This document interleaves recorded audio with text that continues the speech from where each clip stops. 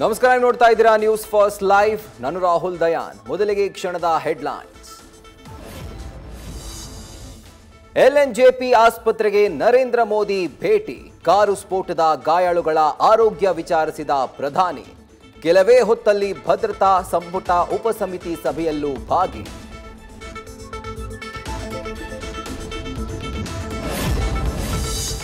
November ಕ್ರಾಂತಿ ಚರ್ಚೆ ನಡುವೆ ಸಚಿವರ ದೆಹಲಿ ದಂಡಯಾತ್ರೆ. ರಾಜ್ಯ ಕಾಂಗ್ರೆಸ್ ಉಸ್ತುವಾರಿ ಸುರ್ಜೇವಾಲಾ ಭೇಟಿಯಾದ ಸತೀಶ್ ಜಾರಕಿಹೊಳಿ. 2028ರಲ್ಲಿ ರಾಜ್ಯದ ಸಿಎಂ ಆಗಲು ಈಗಿನಿಂದಲೇ ಹಕ್ಕು ಮಂಡನೆ.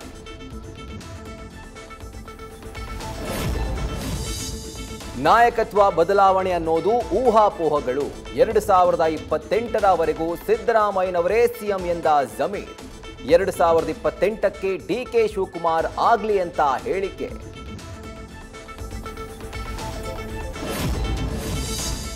ಅಂತಾರಾಷ್ಟ್ರೀಯ ಪ್ರಶಸ್ತಿ ವಿಜೇತ ತಿಥಿ ಸಿನಿಮಾ ಖ್ಯಾತಿಯ ಗಡ್ಡಪ್ಪ ನಿಧನ. ತಿಂಗಳ ಹಿಂದೆ ಬಿದ್ದು ಸೊಂಟ ಪೆಟ್ಟಾಗಿ ಆಪರೇಷನ್. ಚಿಕಿತ್ಸೆ ಫಲಕಾರಿಯಾಗದೆ ಸಾವು. ಮುಗಿಲು ಮುಟ್ಟಿದ ಕುಟುಂಬಸ್ಥರ ಆಕ್ರಂದನ.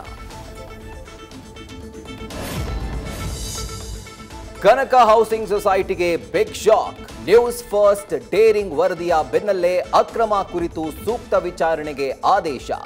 ಪ್ರಾದೇಶಿಕ ಆಯುಕ್ತರಿಂದ ಬೆಂಗಳೂರು ನಗರ ಜಿಲ್ಲಾಧಿಕಾರಿಗಳಿಗೆ ಸೂಚನೆ.